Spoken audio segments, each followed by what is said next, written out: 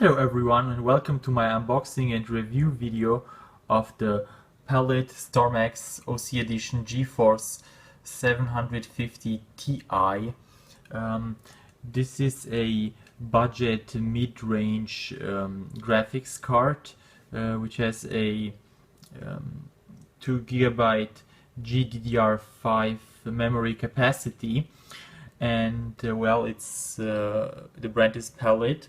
So this card by now it's very old, because nowadays Nvidia is currently using the 1080 or 1060. That's their flagship. The flagship is the 1080 Ti, or of course the Titan X. But this card actually I picked up from eBay for around, I believe, 60 euros here in Germany.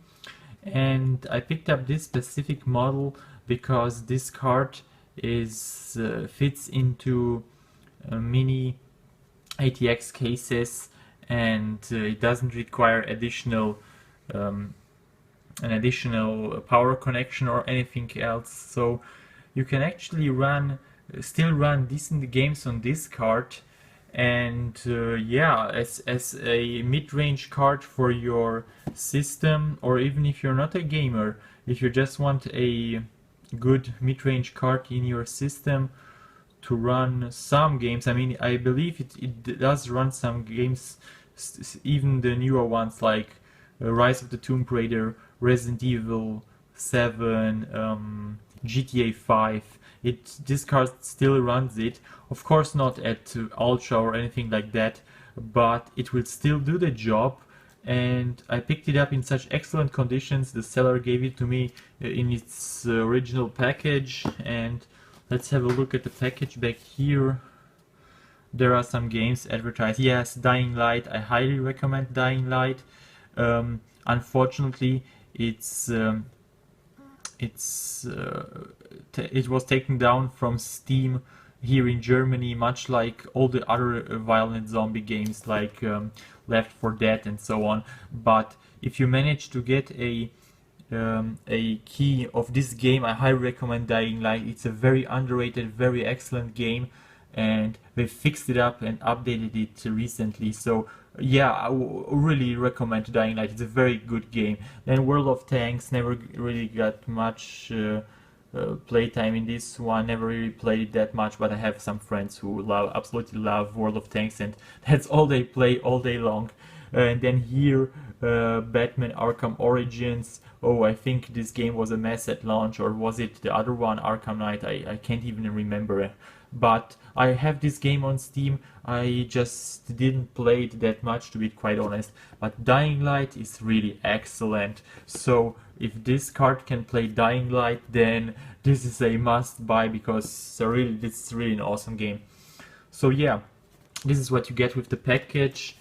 As I told you, this is the StormX OC Edition GTX 750 Ti. It's the mini card. I will put it down here at the back. You have the specs if you're interested, but I will show you in a minute what this card can do. And I got it so I can fix up a system for one of my friends, because he told me he wanted a very quiet, very nice PC for editing purposes and whatnot, and I decided I will use this card. Also guys, stay tuned for my upcoming video, because my upcoming video will be so awesome. I will be actually building a budget PC which will cost around 200 to 250 euro, and you can run great games with it. It will be using an i5 processor, this card, 8 GB of memory. So stay tuned for my upcoming video, because that one will rock.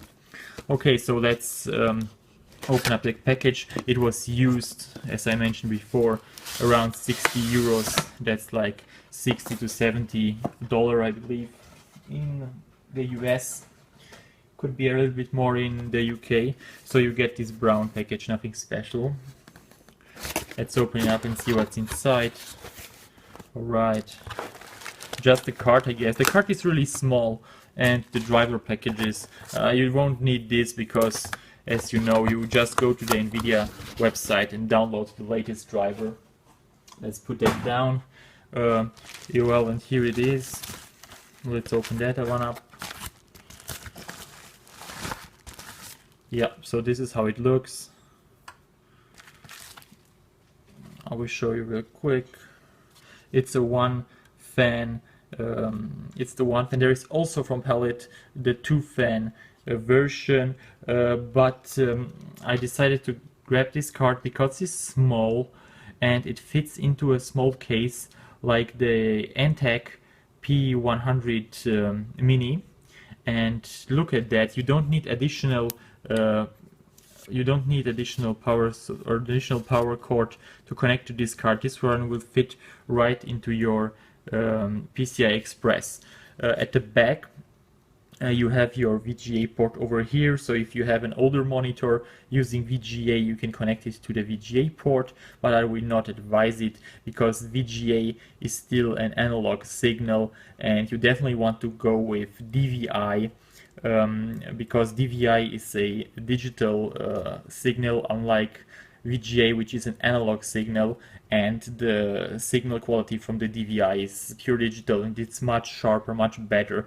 I highly recommend using or upgrade to a new monitor. All the monitors in my bag are of course DVI and HDMI, so yeah, go grab a decent monitor for this card, unless you are of course retro and you are running UVGA stuff like DOS or whatnot, but this graphics card is not for retro gaming. So yeah, and up here of course you have a mini HDMI connector. So if you have a HDMI to mini HDMI cord, you can actually plug it into this one over here, into the input, and then plug it into your monitor. And the good thing about HDMI is, or mini HDMI in this case, is it will transmit the digital video of course, and of course the audio as well. This is one of the great things about HDMI. So here at the back, nothing special. You have a bunch of stickers down here. As you can see, this will fit into PCI X16, or it's made for PCI Express 3.0 X16. One single fan over here, and this is excellent for using in a Mini Itx or micro or Mini Itx case like I am going to do. One negative thing I have to mention is, but it's not the card's fault, it's more like the main board's fault, is as you can see at the back, this card will actually use two slots on your main board, and this is always a big problem with Mini ATX motherboards, because on those motherboards you only have like I believe 4 or 5 slots, and this will cover up one of your mini PCI slots. It's not the card's problem, as I mentioned before, not the card's fault, sorry, but as I mentioned before, but it's annoying to not be able to use your mini PCI Express port on your main board, especially when you are running a small form factor like a micro ATX board. But oh well. So anyway guys, let's put it down. Okay. So this is how it looks. Really nice looking card, really cheap as well. It's not the 2 GB of GDDR5 as I mentioned in my early comment. And yes guys, grab this one up if you are planning to build a quiet small form factor micro ATX build. Also, if you want to pay a little bit more and get a newer model, I would highly recommend you get the 1050 graphics card from NVIDIA. That one is actually pretty decent as well. It's not that expensive. I believe it's should be around 200 euro maybe, so double the price of this if you are lucky on eBay. And yes, that one is also, it doesn't require additional power or anything else. But for a decent mid-range budget PC with small form factor, I highly recommend this card. When I have set up my PC, I will do some benchmarking with this card, and you can check out how it runs. But so far, very impressed with it. It's a very decent card. Let's see how it will perform.